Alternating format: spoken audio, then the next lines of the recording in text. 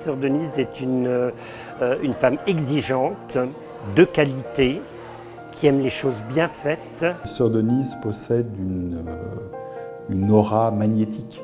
Quand on est en son contact, il y a quelque chose qui nous porte immédiatement. Il y a une force qui se dégage d'elle et qui est communicative. Sœur Denise, dont parlent toutes ces personnes, c'est elle. Une cérémonie avait été organisée pour la sortie de l'ouvrage. Le titre est évocateur, « Ce que vous faites aux plus petits », témoignage d'une sœur de la charité, de la cornette à la tablette. Dans ce livre, j'ai essayé de cueillir, de recueillir, de raconter, de faire mémoire sur 50 ans. 50 ans d'une vie bien remplie, avec comme point d'orgue la création de la Fondation Vincent de Paul, comprenant plusieurs cliniques, dont Sainte-Anne ou encore Sainte-Barbe à Strasbourg, 4 grands pôles d'activité et plus de 2600 salariés. C'est tout ça que raconte ce livre, écrit en collaboration avec un journaliste.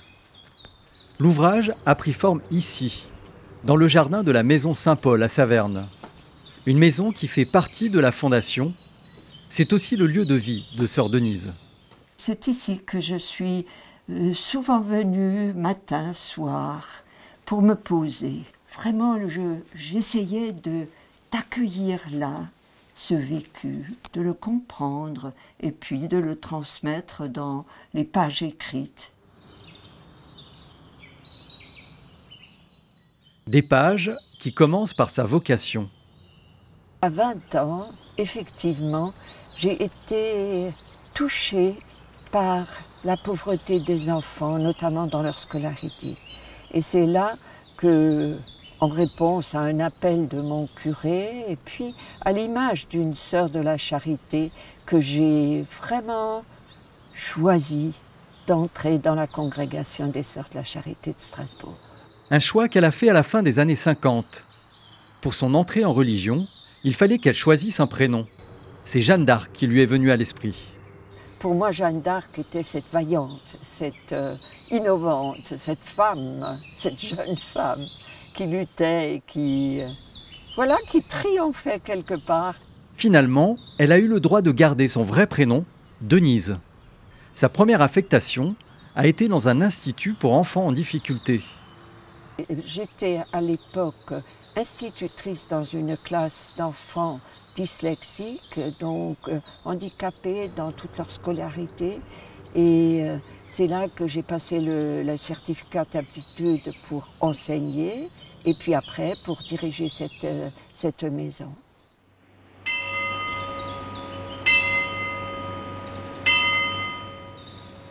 En 1978, elle est appelée dans une autre maison, le siège de la congrégation, au cœur de Strasbourg. Je viens pour prendre le poste d'économe général. J'ai eu un peu de mal pour entrer dans les finances de la congrégation et des établissements. Et en même temps, beaucoup plus tard, j'ai trouvé combien ce temps, ces 10 ans de service m'ont formé au patrimoine et à tout ce monde de l'argent. Un monde de l'argent auquel Vincent de Paul était familier. Ce prêtre, né en 1581, a donné sa vie pour les plus pauvres. Il était conscient que pour leur venir en aide, il fallait de l'argent et il savait comment le trouver auprès des plus riches. Plusieurs siècles après, les Sœurs de la Charité de Strasbourg, dont Vincent de Paul est le patron, cette notion d'être au service des plus pauvres et leur offrir le meilleur perdure. Il y avait d'une part à gérer le budget de la congrégation, il y avait aussi toutes les finances, tous les budgets des établissements déjà, et aussi les relations avec les directeurs qui étaient déjà en poste dans plusieurs maisons. Donc ces contacts qui m'ont ouvert à un autre monde. Des contacts qui vont lui servir pour sa prochaine mission. En 1989, elle est nommée supérieure générale de la congrégation. Un gros chantier l'attend, le regroupement de leurs 3 cliniques strasbourgeoises, jusqu'alors totalement autonomes. Ce regroupement était difficile parce que pour nos infirmiers, tout le corps hospitalier, avec les médecins par exemple, nous avons eu beaucoup de chemin à parcourir pour accepter cette unité, pour former le groupe hospitalier Saint-Vincent. La charte du groupe hospitalier a été signée en 1991. Mais ce n'était que le premier pas d'une réorganisation encore plus vaste. Avant d'en parler, sœur Denise tient à nous montrer le bureau où elle a passé les 10 dernières années de sa carrière. Parfait, il n'y a personne aujourd'hui. C'est super! Ah, mais j'avais un grand bureau, oh là là, ça... Regarde, tu vois, c'est tout à fait au bout de la rue et on est sur le faubourg de Pierre, là, déjà. Et là, je le voyais, oh là là, ça me fait chaud au cœur. Regarde, c'est un grand bureau. Ce bureau est celui qu'elle occupait en tant que présidente de la Fondation Vincent de Paul, une entité dont l'idée lui est venue à la fin des années 90.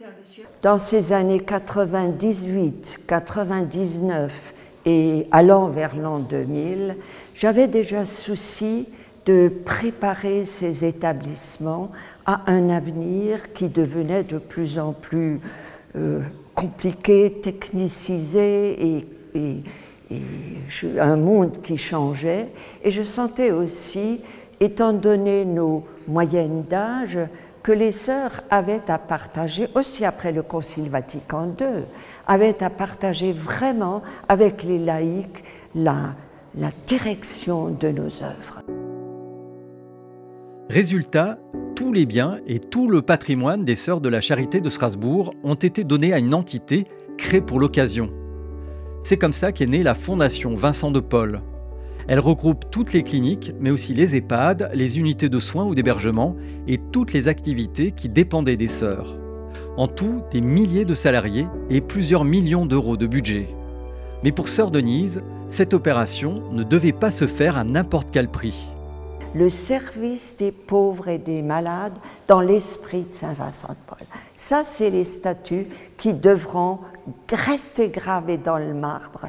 Et avec l'accompagnement de tous ces partenaires pour que nous puissions rester dans ce mouvement Vincent de Paul, voilà, jusqu'à... Elle est ensuite restée présidente de la Fondation jusqu'en 2010, avant d'être remplacée par une laïque. La vie trépidante de sœur Denise raconte aussi une grande page d'histoire des Sœurs de la Charité de Strasbourg. Aujourd'hui, elles sont un peu plus de 70, avec une moyenne d'âge de presque 80 ans. La congrégation célèbre cette année ses 290 ans.